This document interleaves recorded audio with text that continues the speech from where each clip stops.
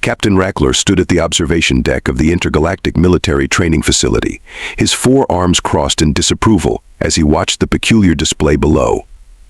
His superior officer, Commander Venzak, hovered beside him, their bioluminescent patches pulsing with barely contained amusement.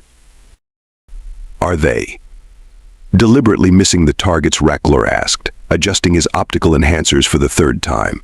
Surely there must be something wrong with the equipment. The readings couldn't be correct. Below them, a group of human soldiers were engaged in what they claimed was advanced combat training to Rackler's experienced eyes. It looked more like a group of untrained younglings playing with high-powered weapons. According to their instructor, they're executing something called calculated trajectory training, Commander Venzak said, consulting their datapad. The commander's throat sacs vibrated with suppressed laughter. "Though I must say, I've never seen calculated involve so many missed shots." Rackler watched as another human soldier, a female they called Sergeant Sarah Walsh, took aim at a target dummy. The shot went wide, hitting the metallic wall of the training facility instead. The other humans nodded approvingly, as if this was exactly what they wanted. "This is what they're sending us as part of the Interstellar Defense Initiative." Rackler's scales shifted to a deep purple of embarrassment. "The Droknari will have a field day with this. They already think we're desperate, accepting humans into the coalition." A tall human male stepped forward, introducing himself as Major Thomas Reeves. His uniform bore the insignia of Earth's Special Forces, though Rackler couldn't fathom what was special about missing every target. "Captain Rackler," the Major said, greeting him with what humans called a smile. "I notice you've been observing our training session. Would you care to join us for a closer look?" Rackler's secondary heart skipped a beat. Was this human seriously inviting him to witness their incompetence up close? Still, diplomatic protocol demanded courtesy. "Of course, Major. I would be honored."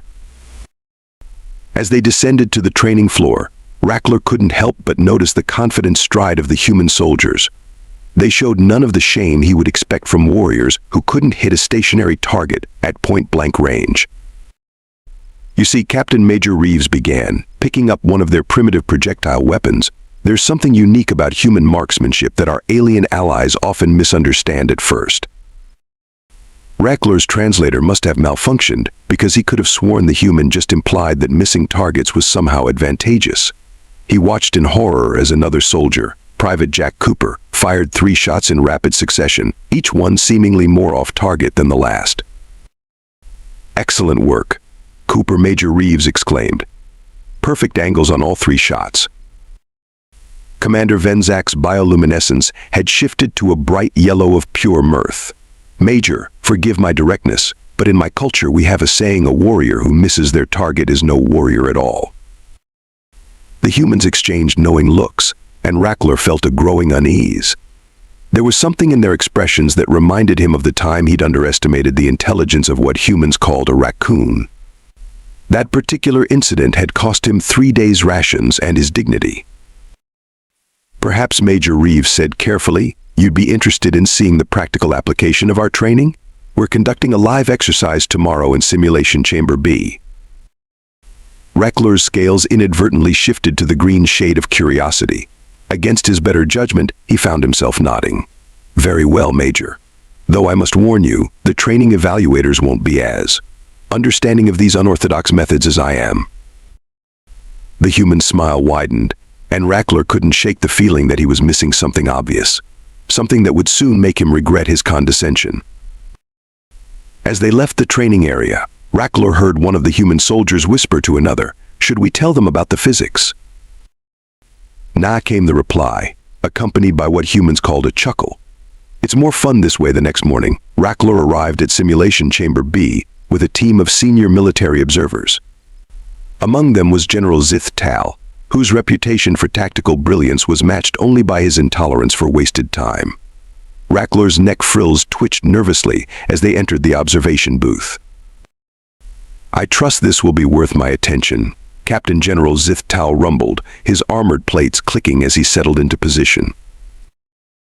Before Rackler could respond, a new human entered the chamber below. She carried herself with unmistakable authority, her dark skin contrasting sharply with her pristine white instructor's uniform. "Good morning, gentlemen," she announced, her voice carrying clearly through the communication system. "I'm Major Amanda Blackwood, Head of Advanced Combat Technologies at the Earth Special Forces. Today's demonstration will challenge everything you think you know about tactical warfare."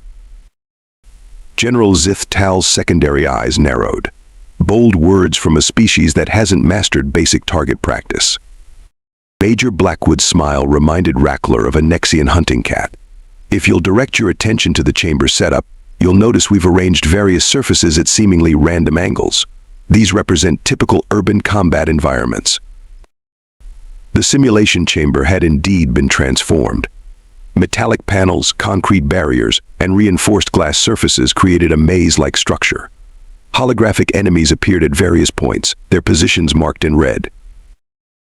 "First, let's observe traditional alien combat techniques," Major Blackwood suggested. "Would one of your soldiers care to demonstrate?" Lieutenant Krasnil, an elite sharpshooter, stepped forward. With practiced precision, he eliminated 5 targets in quick succession, each shot striking dead center. "Excellent marksmanship," Major Blackwood acknowledged. "Now, watch this. Lieutenant Harrison, if you would." A human soldier moved into position. What happened next made Rackler question his sanity. Harrison fired at the wall to his left.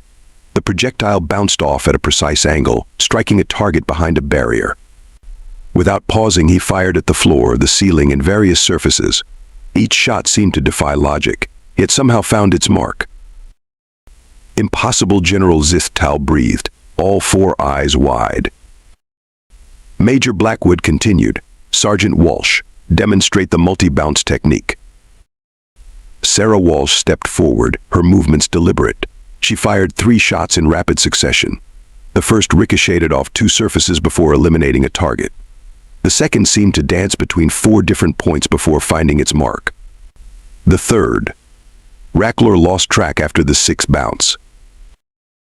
"This has to be some sort of trick," Commander Venzak protested. "No species can calculate such complex trajectories in real time."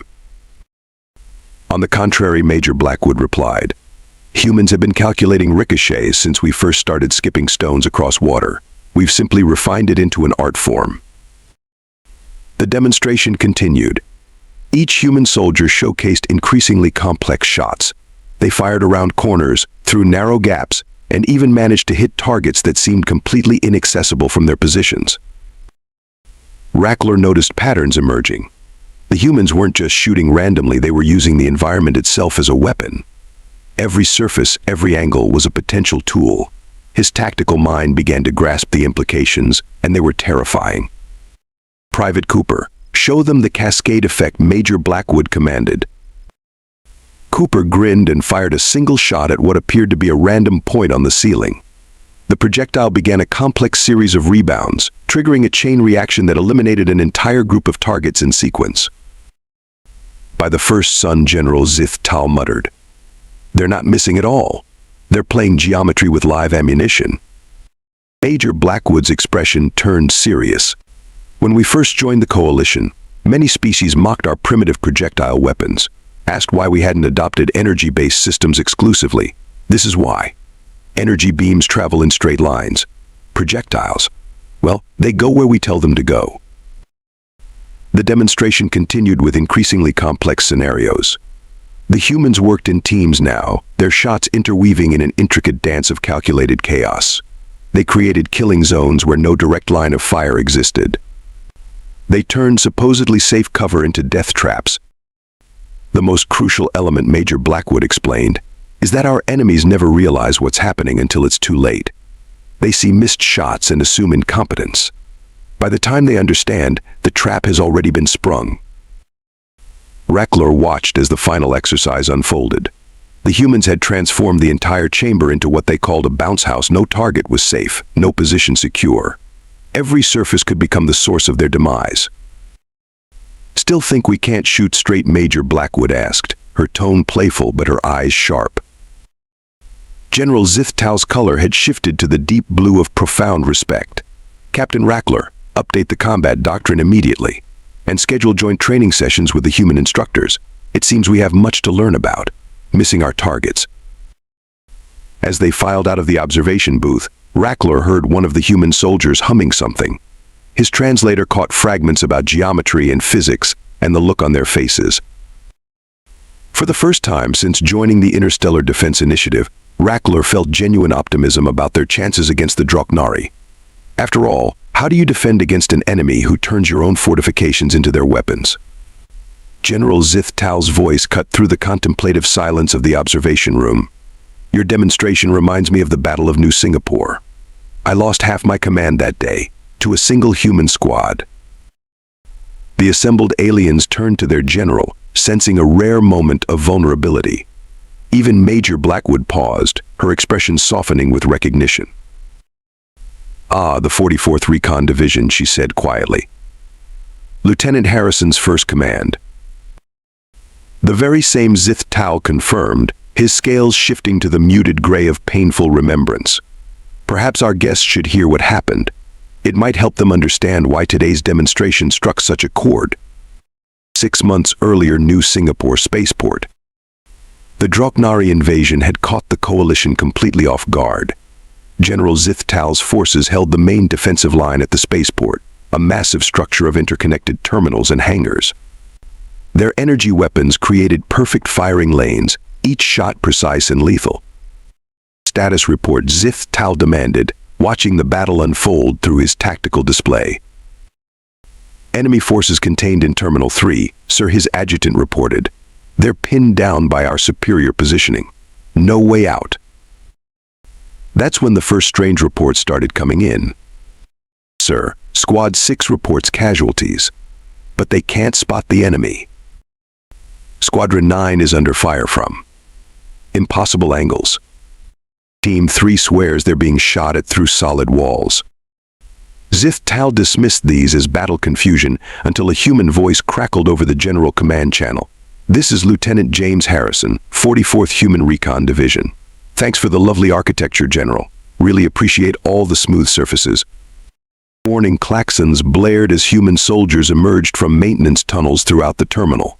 But instead of taking cover, they seemed to deliberately expose themselves, firing at walls, floors, and ceilings.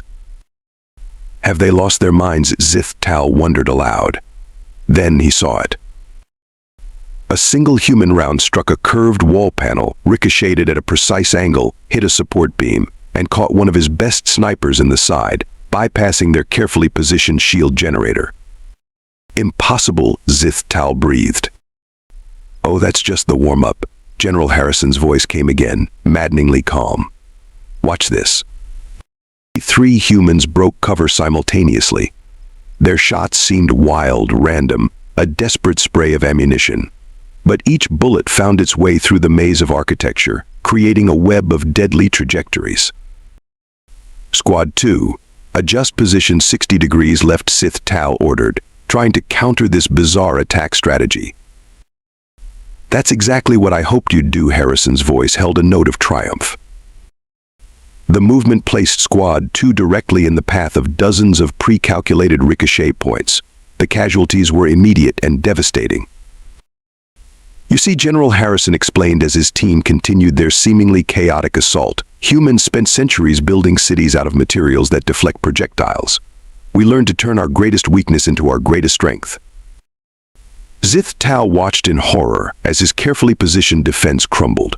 Every time his forces adjusted to counter the unpredictable shots, they walked into another carefully laid trap. The humans had turned the entire terminal into a giant killing maze.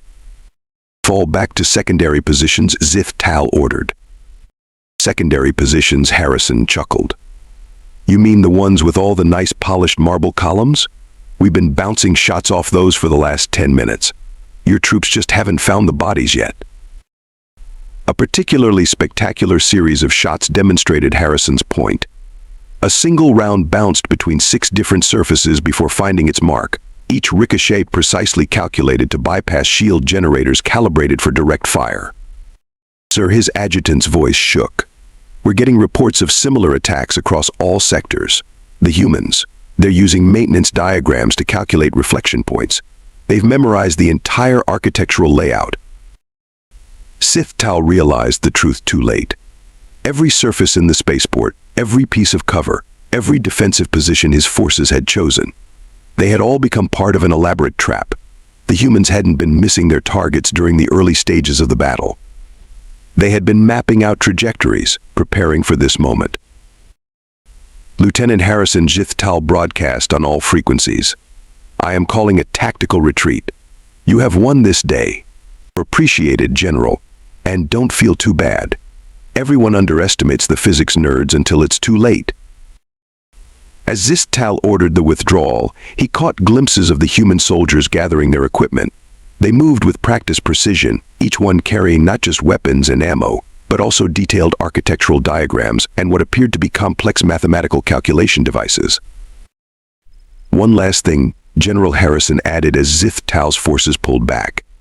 You might want to warn your superiors.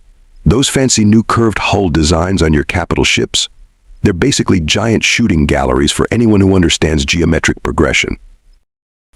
Back in the present, General Zithtal's scales had shifted to the deep purple of humility. That battle changed our entire approach to combat doctrine.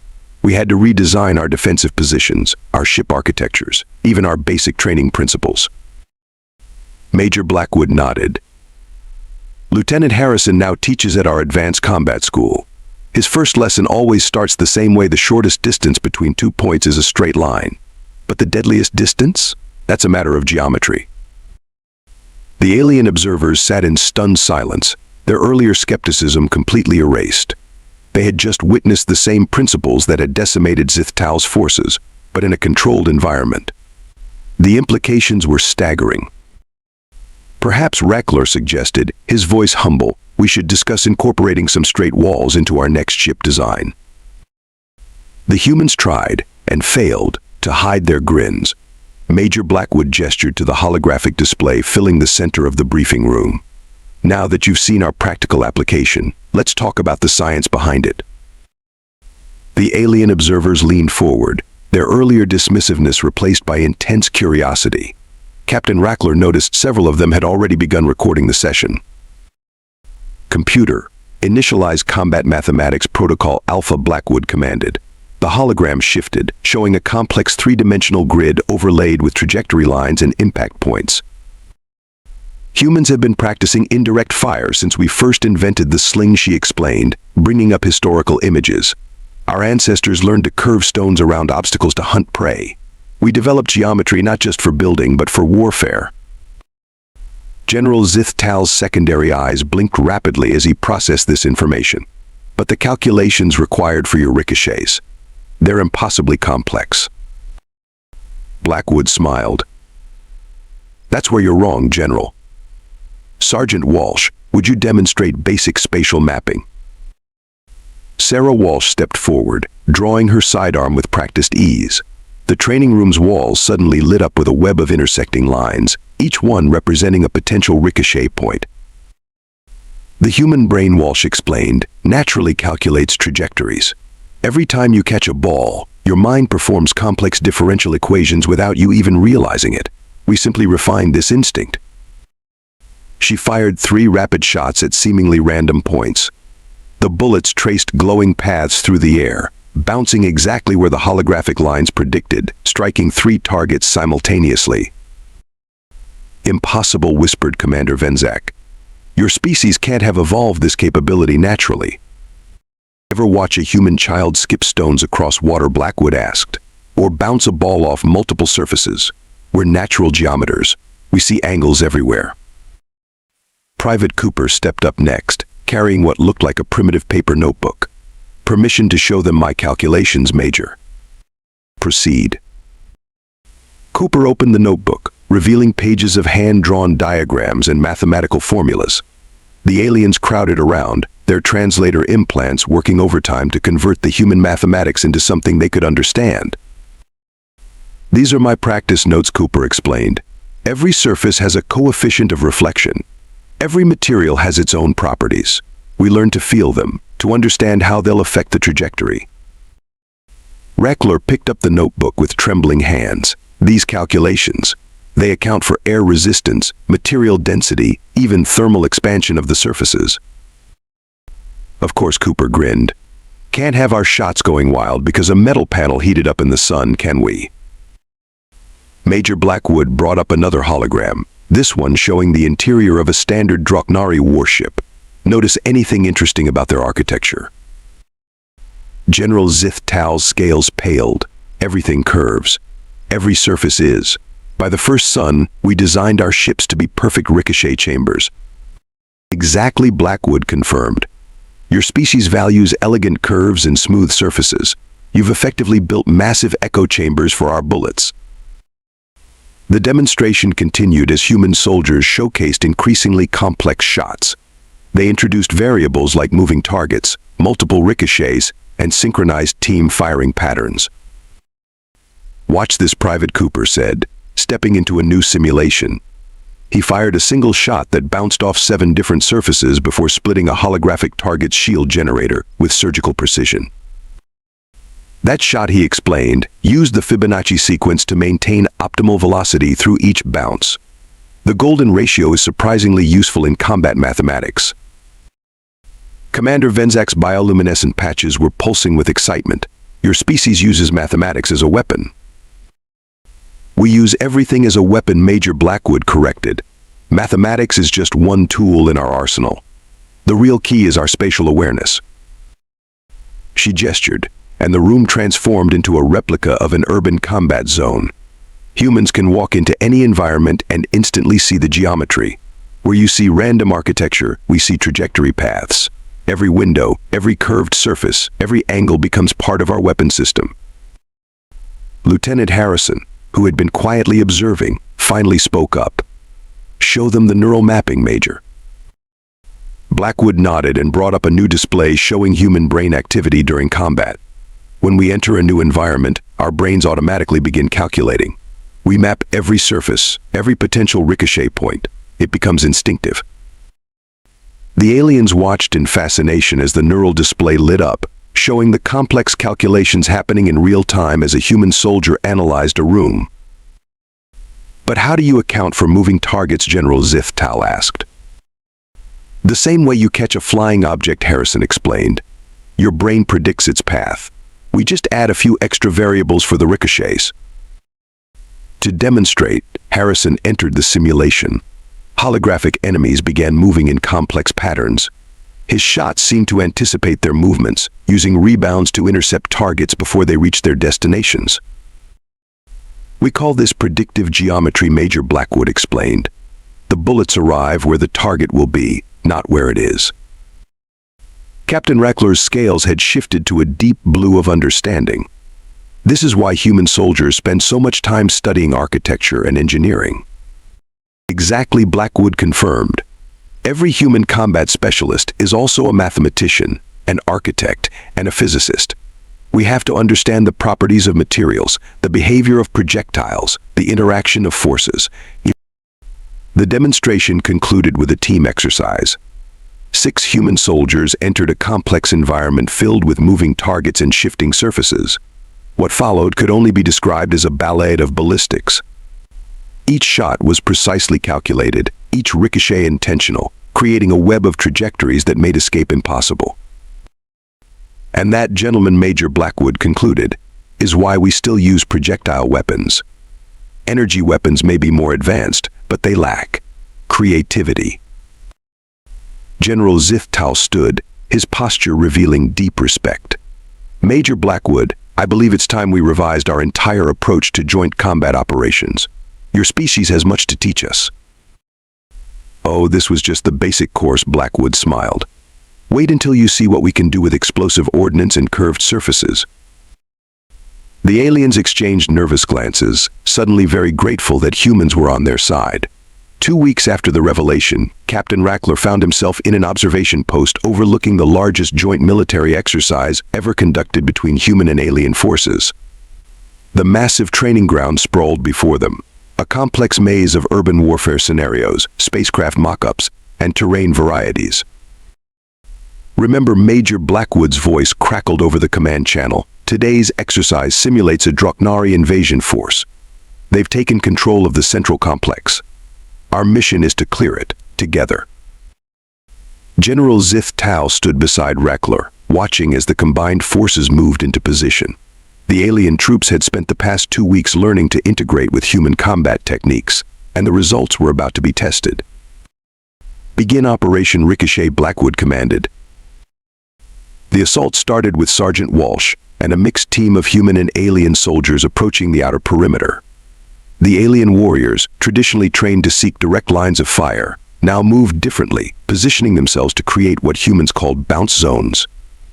"Watch and learn," Walsh said to her alien teammates. She fired 3 shots at a curved wall section. The projectiles bounced in perfect arcs, eliminating holographic enemies that thought they were safely behind cover.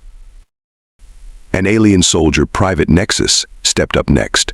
His shot wasn't as elegant as Walsh's, but it successfully ricocheted off 2 surfaces to hit its target. The humans cheered encouragingly. "Good geometry," Nexus Walsh praised. "You're getting the hang of it." The combined forces moved deeper into the complex. Lieutenant Harrison led another team through what appeared to be a dead-end corridor. The holographic Draknari had them pinned down with heavy fire. "Remember what we practiced," Harrison called out. 3, 2, 1. Bounce party. The corridor erupted in a synchronized display of calculated chaos. Human and alien soldiers fired simultaneously, their shots creating an interlocking web of ricochets. Not a single round traveled in a straight line, yet each found its mark with devastating precision. From his observation post, Rackler watched in amazement as the tactical display logged the hit percentages. "They're actually scoring higher with rebounds than direct fire," he muttered. "Of course they are," General Zith Tal replied. "No shield technology we've ever developed was designed to stop attacks from 6 different angles simultaneously." The exercise reached its climax at the central chamber, a massive circular room filled with curved architectural features. Under normal circumstances, it would have been a defender's paradise. Today, it was about to become their worst nightmare. "All teams, execute Maneuver Phoenix," Major Blackwood ordered. What followed was beyond anything Rackler had ever witnessed. The combined forces fired in perfectly timed sequences, creating cascading waves of ricochets. Each shot spawned multiple trajectory paths, turning the chamber into a geometry-powered blender. Private Cooper's voice came over the comm, excited but focused. "Initiating Fibonacci spiral pattern in 3, 2, 1. His shot triggered a chain reaction of rebounds that spiraled inward, creating a contracting circle of impact points. The holographic defenders had nowhere to hide as the pattern collapsed around them. By the first sun, Rackler breathed. They've turned mathematics into an art form. The exercise concluded with a display that would be talked about for years to come. The human and alien soldiers lined up in alternating positions around the chamber's perimeter. At Major Blackwood's signal, they fired simultaneously. The resulting light show of trajectory paths looked like a living constellation. Hundreds of rounds bounced off carefully chosen points, creating a 3-dimensional web of intersecting lines. When the echoes died away, not a single target remained standing. Exercise complete, the automated system announced. New record for room clearance efficiency, 98.7%. The observation booth erupted in cheers. General Zith Tal's scales had shifted to the bright orange of excitement. "Major Blackwood, I believe we've just witnessed the future of coalition warfare." "Not bad for a bunch of primitive projectile weapons." Blackwood's voice carried a hint of pride. "Imagine what we'll be able to do once we really start combining our technologies. I have some ideas about adding programmable ricochet points to your energy weapons." As the troops began filing out of the training ground, Rackler overheard an alien private asking Cooper about his calculations. "How do you keep all the angles straight in your head?" the alien wondered. Cooper laughed. "Straight? My friend, the whole point is that nothing goes straight. Here, let me show you this neat trick we learned in geometry class." Rackler smiled, realizing that this was just the beginning. Humans hadn't just changed how they fought, they'd changed how they thought about fighting. And somewhere out in space, the Draknari were about to learn a very painful lesson about underestimating primitive weapons. 1 month after the joint exercise, Captain Rackler stood in the newly redesigned Intergalactic Military Academy, watching the latest batch of recruits training. The curved walls had been replaced with angular surfaces, and every firing range now included designated ricochet zones. Quite a change from when you first watched us train, Major Blackwood said, joining him at the observation window. Indeed, Rackler replied, his scales shifting to an amused purple. Though I must admit, I still feel foolish about my initial reaction. Below them, alien and human instructors worked side by side, teaching the new unified combat doctrine. A young alien recruit successfully completed a triple bounce shot, earning cheers from his human teammates. You know, Rackler mused, there's something poetic about this whole situation.